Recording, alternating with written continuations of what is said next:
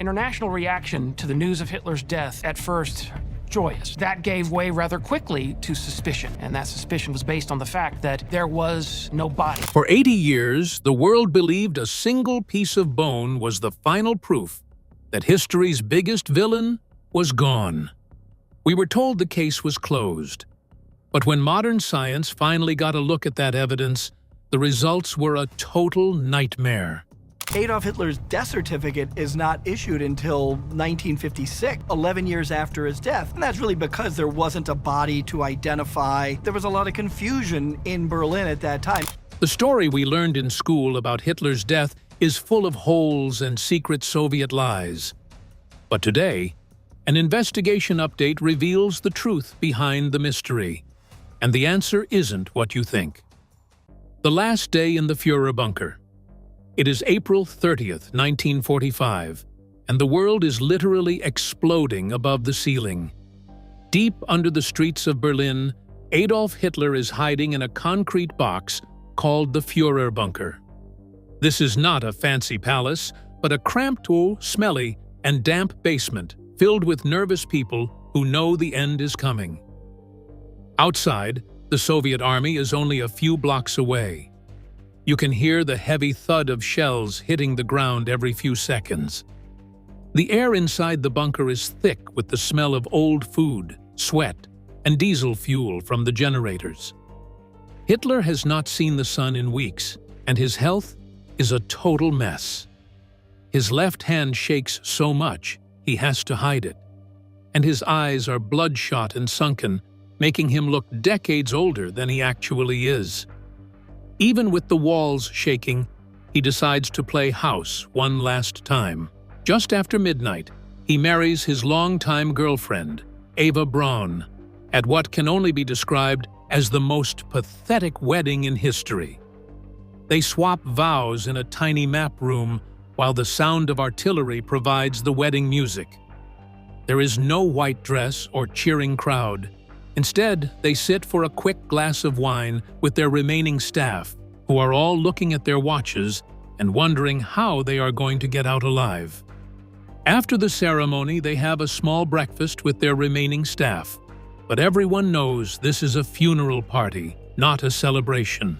Hitler spends his final morning giving out tiny glass capsules filled with poison to his secretaries like they are party favors. He wanted to make sure no one was taken alive because he was terrified of being captured and put in a cage like a zoo animal. He heard what happened to the Italian leader Mussolini, who was caught and hung upside down in a public square for everyone to kick.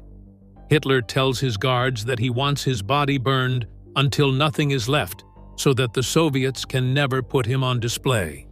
Around mid-afternoon, Hitler says his final goodbyes to his inner circle. He shakes hands with his cooks and his helpers and tells his top guard, Erich Kempka, that he needs exactly 200 liters of gas brought to the garden immediately.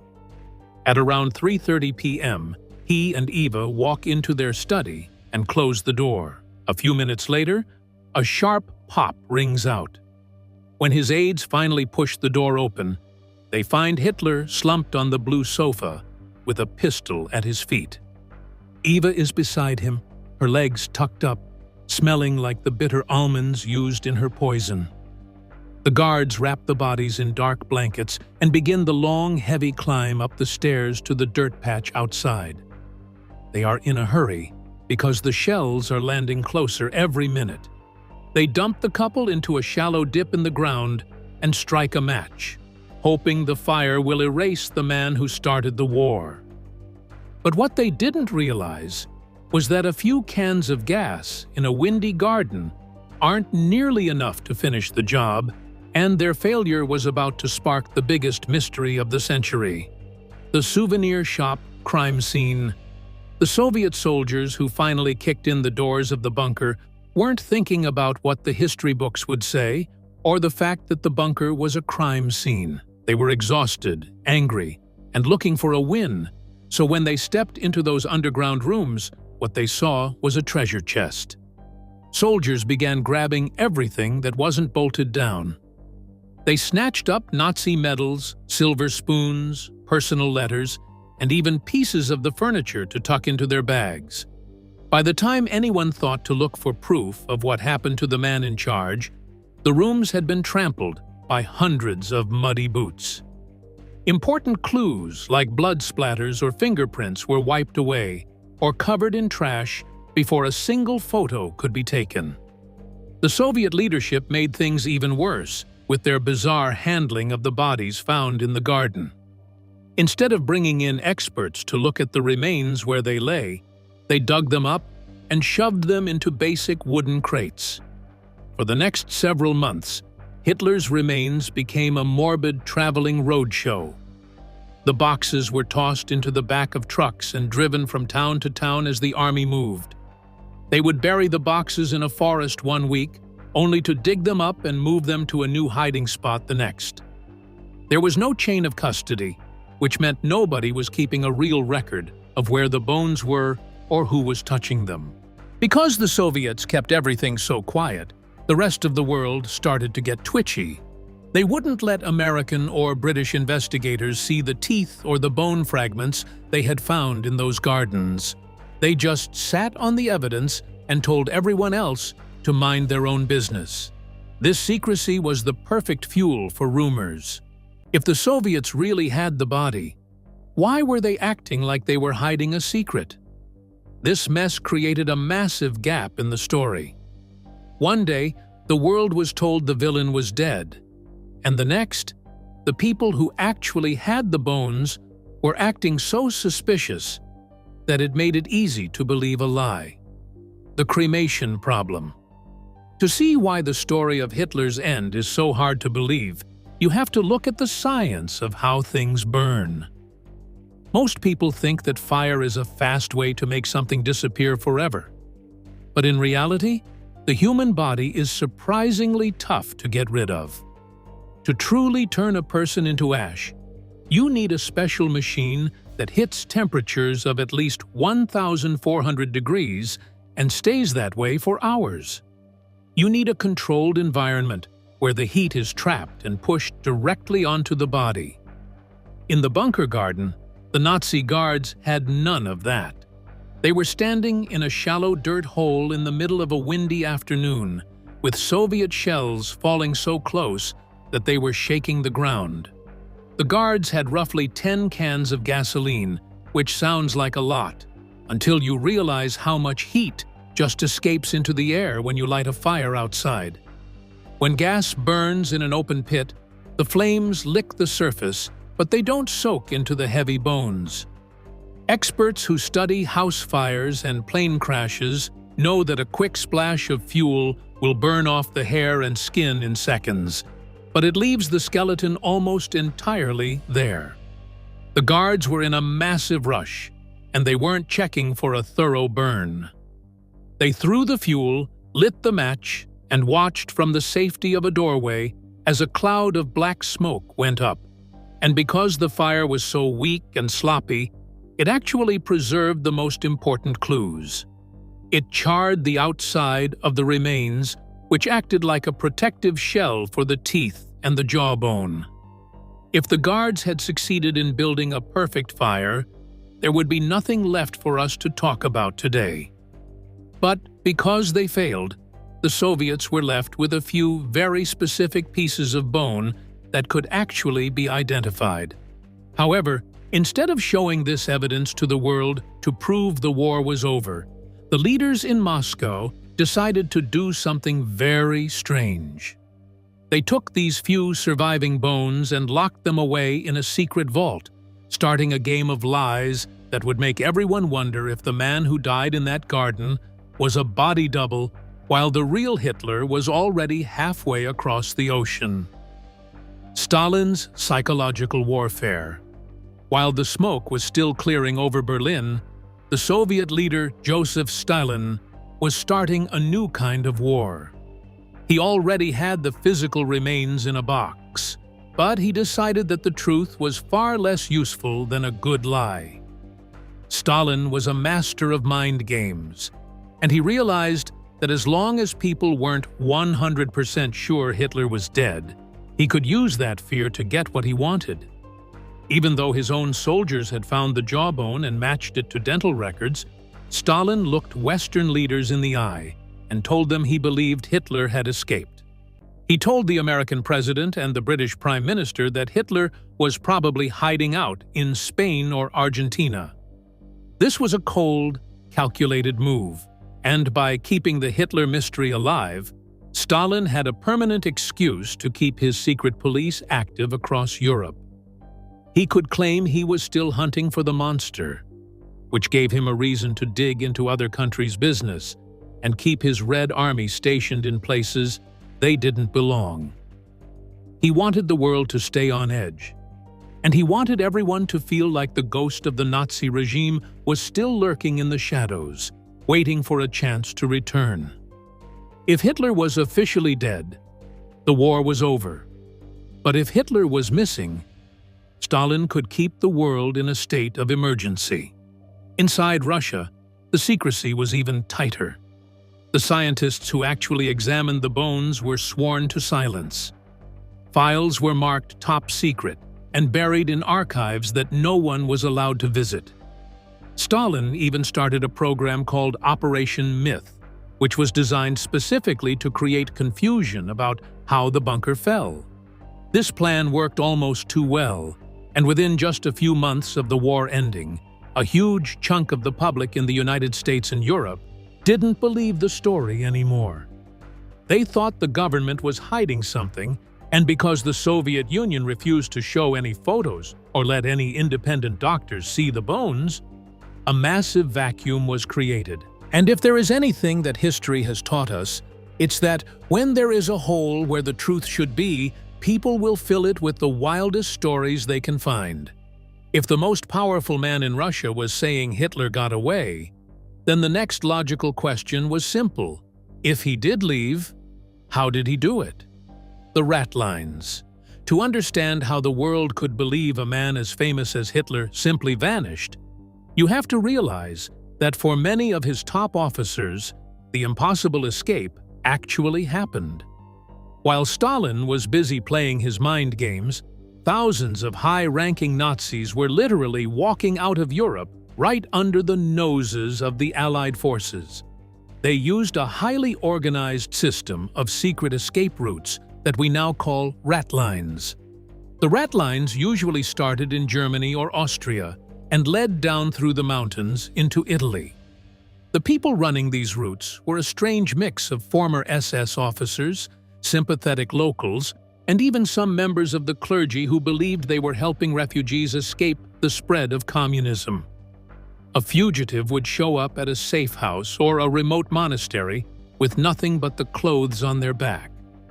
Within a few days, they would be handed a brand new identity, a fake Red Cross passport, and a boat ticket.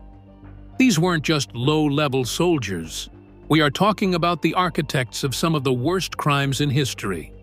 Take Adolf Eichmann, the man who helped plan the logistics of the Holocaust. He didn't die in a bunker, but used the rat lines to move to Argentina, where he lived under the name Ricardo Clement and worked at a Mercedes-Benz factory for years.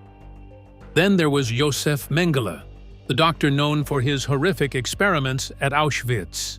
He escaped through these same secret paths and spent decades living in South America, even going for swims at the beach until he died of old age in Brazil. These men were living proof that if you had the right connections and enough stolen gold, you could disappear and start a new life on the other side of the planet. This infrastructure of escape is what makes the Hitler mystery feel so grounded in reality. People started to ask, if the system worked for the men who followed Hitler, why wouldn't it work for the leader himself?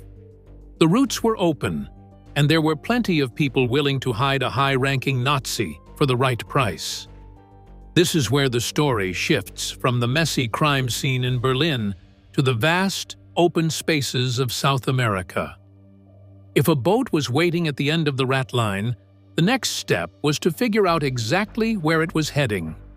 And for a fleeing Nazi in 1945, there was one country that looked more like a welcoming paradise than anywhere else in the world: the Patagonia Files. If you were a Nazi looking for a new home in 1945, your first choice was almost always Argentina. The country was a perfect match. It already had a massive German-speaking population, and the president at the time, Juan Perón, was a fan of German military skill.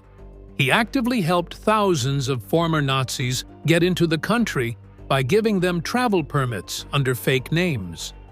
In the southern part of Argentina is a place called Patagonia, a vast and lonely region with jagged mountains and thick forests that look exactly like the German Alps. It was the perfect place to hide someone who never wanted to be found. For years, the story went that Hitler and Eva Braun didn't die in the dirt garden.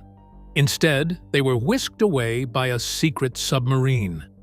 According to the theory, they landed on the coast of Patagonia and moved into a remote, heavily guarded mansion where they lived out the rest of their lives in peace. While this sounds like a plot from a movie, it was taken very seriously by the world's top intelligence agencies. After the war, the FBI and the CIA didn't only close the book on Hitler, they also kept active files on him for decades. If you look through these declassified Patagonia files, you will find hundreds of pages of tips and sightings. One famous report from 1955 comes from a CIA memo about a man living in Colombia who looked exactly like the former dictator. The file even includes a grainy photo of a man with the signature mustache sitting next to a former SS officer. Other reports claimed Hitler was living in a secret basement under a German-owned ranch, or that he had been spotted at a local theater. The FBI took many of these leads seriously enough to send agents to investigate, but they always hit a dead end. The problem with these files is that they show a lot of smoke but no real fire. For every sighting, there was no physical proof and no reliable witnesses who could be trusted. Most of these tips came from people who were either confused or looking for a quick payday. But the fact that the most powerful intelligence agencies on Earth were still looking for him in the 1950s tells us one thing: they didn't trust the Soviet story. They knew the official evidence was shaky, and as long as there was no body, they had to keep the file open. This lack of a body is exactly what led a team of modern researchers to fly to Russia with a DNA kit, hoping to finally end the debate once and for all. The 2009 DNA shockwave. For over 60 years, the smoking gun of Hitler's death was a small, jagged piece of bone with a single bullet hole in it. The Soviet Union and later the Russian government had kept this skull fragment locked in a state archive, pulling it out every so often to tell the world that their story was the only one that mattered. But in 2009, an American archaeologist named Nick Bellantoni walked into that archive and changed everything with a DNA kit and a deep knowledge of human bones. Bellantoni was only given an hour with the relic. As soon as he looked at the bone, his instincts told him something was wrong. He noticed that the skull was surprisingly thin and light. In our species, a 56-year-old man like Hitler usually has a much thicker, more rugged skull. This piece looked delicate, more like it belonged to someone much younger. He took tiny samples and swabs of blood from the bunker sofa and flew them back to a lab in Connecticut. When the results came back, they hit the news like a physical explosion. The DNA didn't match Hitler. It didn't even match a man. The science proved that the skull fragment Russia had been showing as final proof actually belonged to a woman, likely under the age of 40. Immediately, the world went into a frenzy. If the skull wasn't his, whose was it? People wondered if it belonged to Eva Braun, but witnesses said she died from poison, not a gunshot. The Russian government scrambled to save face, claiming the samples were contaminated or that Bellantoni hadn't even been there, but the damage was done. This discovery sent a shockwave through the historical community. For decades, anyone who questioned the bunker story was called a conspiracy theorist. But now, the physical evidence they relied on had been proven a fake. It felt like the perfect "I told you so" for people who believed Hitler had escaped to South America. If the Russians could be wrong or lie about a skull fragment for 60 years, what else were they hiding? The dental signature. The real proof. With the skull fragment proven to be a total fake, the entire world was looking at Russia with massive suspicion. It felt like the perfect time for the mystery to blow wide open again. But there was still one piece of evidence that had been kept in a separate, secret box since 1945. The jawbone. For decades, the Russian FSB, the successor to the KGB, had kept these teeth locked away, refusing to let any Western scientist get a close look. That changed in 2017 when a French forensic expert named Philippe Charlier finally convinced the Russians to let him and his team run a battery of modern tests. This was the moment of truth. Charlier wasn't looking at the shape of the bone, but at the microscopic details of the dental work. It turns out that Hitler had some of the worst teeth of any world leader in history. By the time he died, he only had a few of his original teeth left. The rest of his mouth was a complicated mess of metal bridges, porcelain crowns, and a very specific, strange-looking bridge that was held in place by tiny pins. Because his dental work was so unique and so bad, it was basically as good as a fingerprint. The French team compared what they saw in the box to the original X-rays and hand-drawn charts made by Hitler's personal dentist, Hugo Blaschke, back in the 30s and 40s. Everything lined up perfectly. Every weird twist in the metal, every specific bit of tooth decay, and the exact placement of the bridge matched the medical records held by the Allies. But the team didn't stop at just looking. They used a scanning electron microscope to see what was actually stuck to the teeth. What they found was the final nail in the coffin for the escape theories.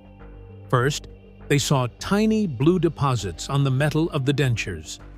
These blue stains are a classic sign of a chemical reaction between cyanide poison and metal.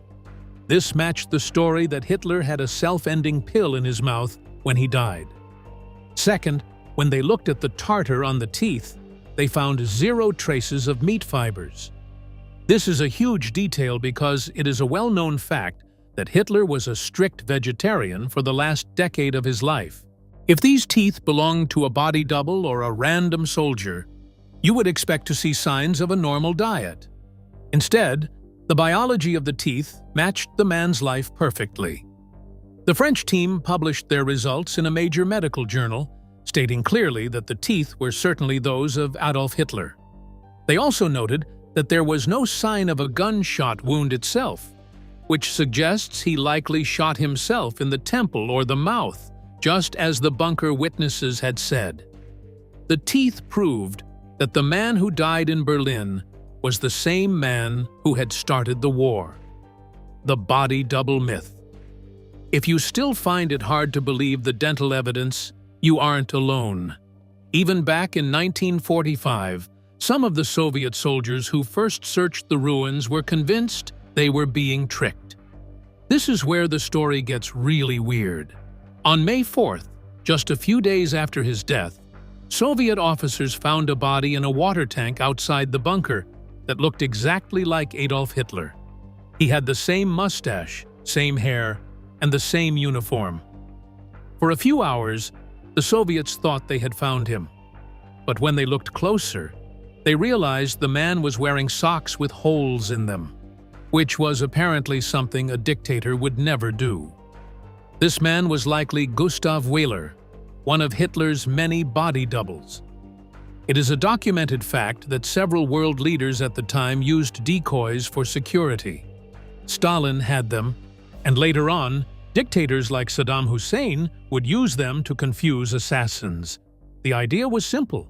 If someone tried to shoot the leader, they might hit the wrong guy. So if Hitler had doubles, is it possible that he put one of them on that blue sofa in the bunker, shot him, and then used the distraction to run for the hills? This is a favorite theory for people who believe in the escape. But when you look at the details, the body double myth starts to fall apart. First, you have to think about the people in the bunker. Hitler's inner circle had spent every single day with him for years. They knew how he walked, talked, and even how he smelled. It is one thing to trick a crowd from a distance at a parade, but it is impossible to trick a man's personal valet from 3 feet away in a quiet room. If the man on the sofa was a fake, someone in that basement would have noticed. There is also the problem of the teeth that were analyzed. To pull off a perfect body double switch that would fool modern science, the Nazis would have needed a look-alike who not only looked like Hitler on the outside, but had the exact same dental history. They would have had to find a man with the same missing teeth, the same specific bone decay, and then hire a dentist to install the exact same custom metal bridges and porcelain crowns. In 1945, there was no digital scanning or 3D printing, so all dental work was done by hand. The chance of finding a double with identical dental prints is basically zero. Even more, the Soviet soldiers found several Hitlers in the rubble of Berlin. They found the man in the water tank, and they found another body that had been shot and dumped in the street. This shows that while there were doubles, they weren't very good ones. They were meant to be decoys during the chaos of a battle, not high-tech clones meant to fool a forensic team for a century. Final verdict: the burden of evidence. When we take all the pieces and lay them out on the table, the mystery starts to look less like a movie plot and more like a massive historical pileup. On one side, you have the science. The 2017 study of the teeth is the closest thing to a closed case we will ever get. Those bridges and crowns are a perfect match to the records from before the war. And the blue cyanide stains tell a story that hasn't changed in 80 years. In the world of forensics, the teeth don't lie. They tell us that the man responsible for the war died exactly where the history books say he did.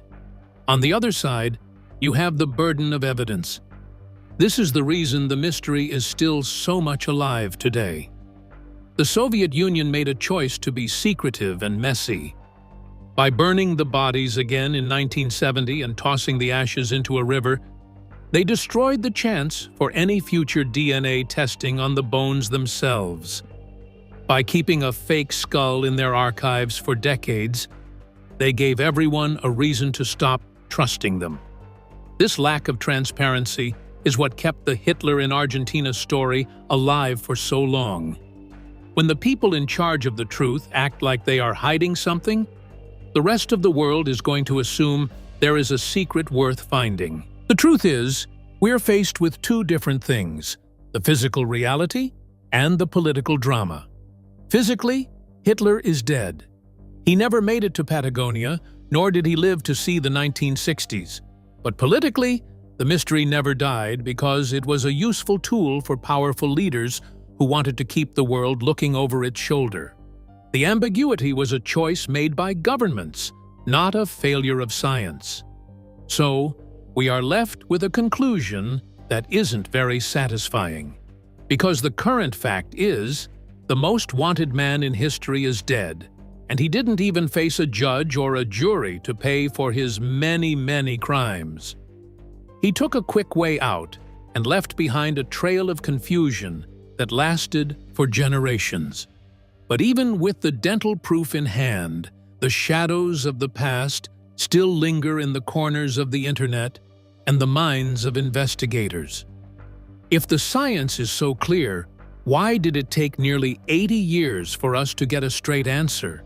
And does the lack of a public trial mean the world will never truly feel like justice was served? Leave your answers in the comments below. Don't forget to like the video and subscribe to the channel. Thank you for watching. And if you enjoy this video, please click on the next one on your screen.